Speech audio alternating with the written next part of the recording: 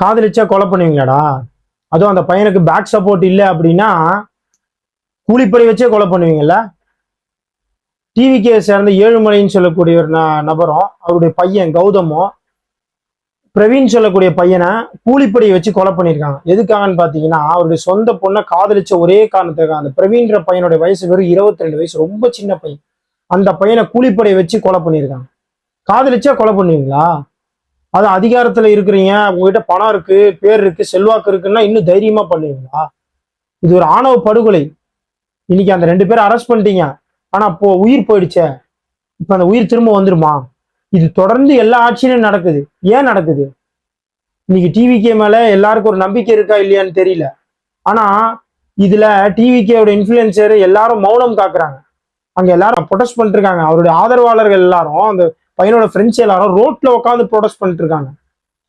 எவ்வளவு நல்ல விஷயங்கள் நடந்திருக்கு டிவிகே ஆட்சியில. அதை பத்திலாம் எவ்வளவு ஃபேரா பேசுறீங்க, குரல் கொடுத்து பேசுறீங்க.